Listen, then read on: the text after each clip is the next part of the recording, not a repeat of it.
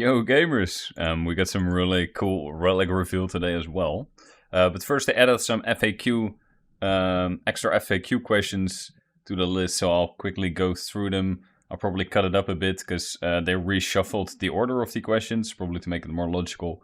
But it's kind of a wild goose chase to find the ones that I want to talk about. But how much points will it cost to get all the rewards? Team currently thinks that it will be 73,500 points. So that is like 13,000 and a bit more than Dragon Trophy. So that's quite a lot. Another one, will Wilderness Flash events be available?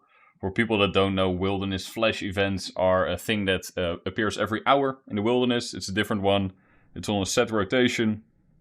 4 times a day. It's also like sort of a special event. These are the King Black Dragon that appears. The Lava Strike Worm.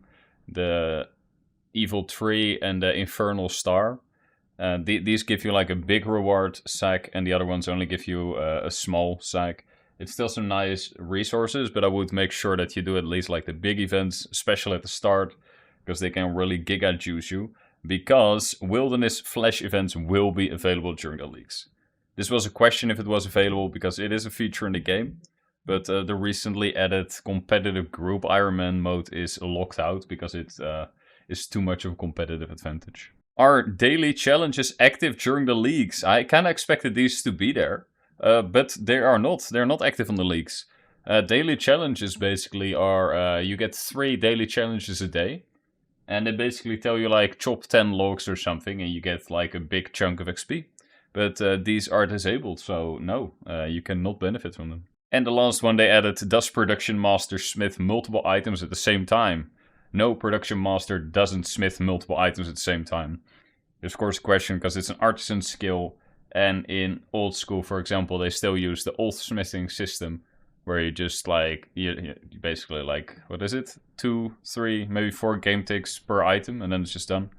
In RS3, of course, you have the whole manual smithing process, and it's not instantly finished. Smithing will just function as it used to do.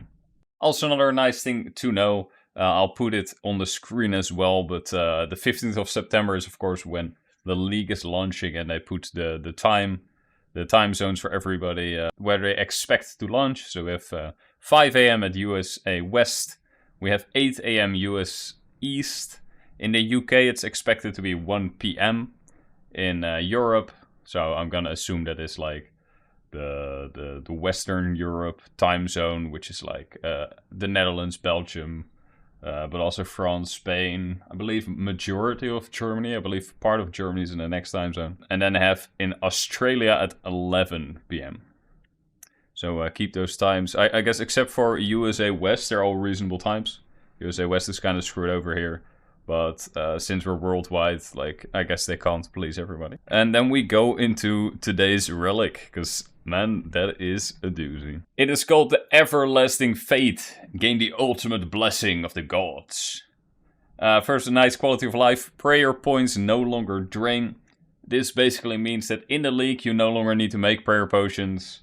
Prayer renewals will not do anything. So honestly, if you're not planning to kill dragons or anything, you probably don't even need to make overload salves, because the weapon, the anti-poison isn't that strong, and it has like anti-fire in there. For people that don't know, an overload salve is essentially like a massive combination potion with like a prayer renewal, an anti-poison, super anti-poison, I think it's actually, super anti-fire, a prayer potion as well, yeah, also just like a regular prayer potion. So you can just leave that basically, and just, if you need to, make some separate dragonfire potions, because you're going to save a lot of inventory space. The next one, protection prayers and deflect curses block plus 50% damage. If you take this relic, you just play old school. Because basically, plus 50 means in the game as a base, just across the board. In old school, it's sometimes different for bosses. Some bosses pierce protection prayers. For some, it works 100%. In RS3, across the board, protection prayers only block 50% of the damage, but they do that always if it's typed damage. Some bosses will have typeless, and then you cannot block it, of course. But almost all the damage you take in RuneScape is of a type, and then the protection prayer would block 50% of it. If you wear an Amulet of Souls, this would go to 60%.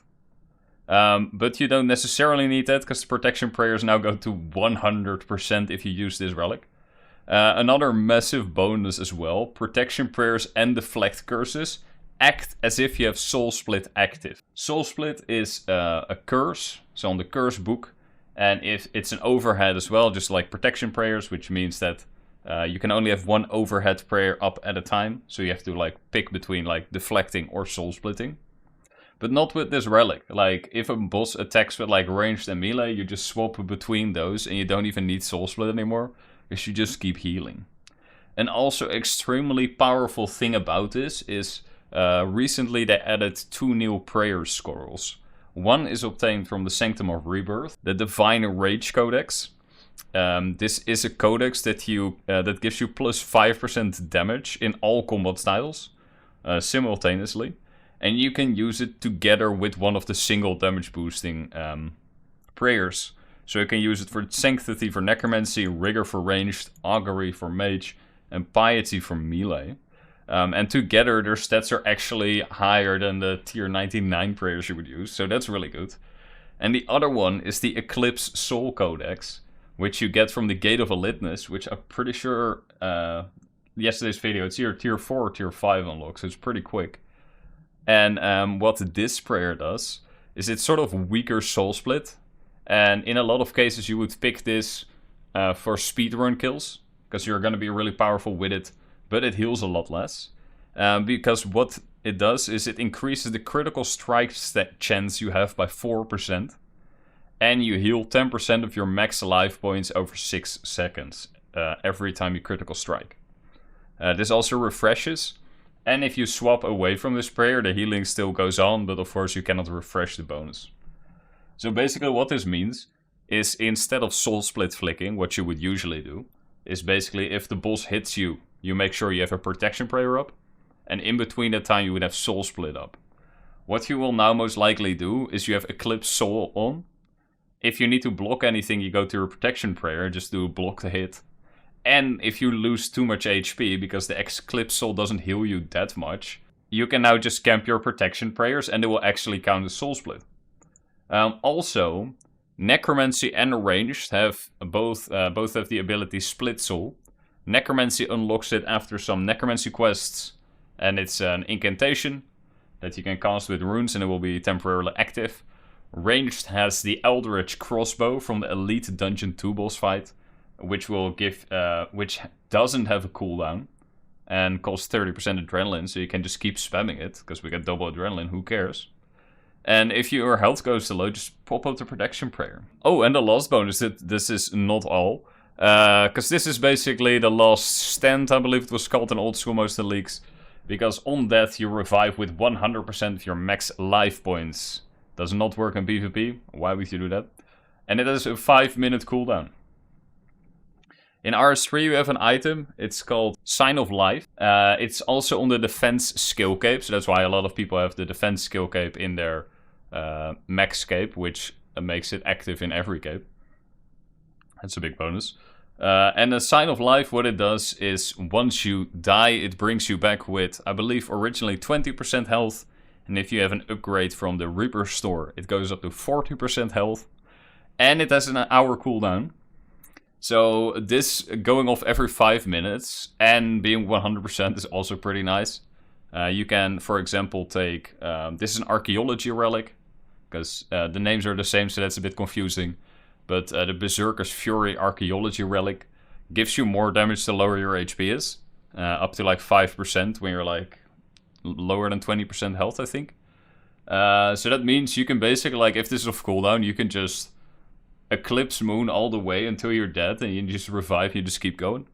Also, a thing that the Sign of Life would do is, like, it removes your adrenaline. If you were berserking or you had Living Death on, which are power boosting ultimates, it would be removed, stuff like that. With Necromancy, you lose all your stacks. And this doesn't have those downsides, it's kind of insane. And it's a free full heal. And you don't need prayer for the thing. It's nice. Now, for the strategy, the last part of the video. I don't think this is necessarily the best for every build. I think I am heavily debating if I'm getting this, because I'm gonna mage this league. And the speciality relic looks really good for mage. But the thing is that the Ivan's Blast is most likely gonna max hit anyways.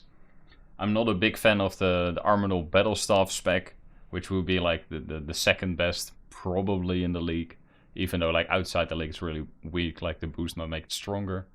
And the 4% extra crit and just more base stat might actually like pull Magic over the edge.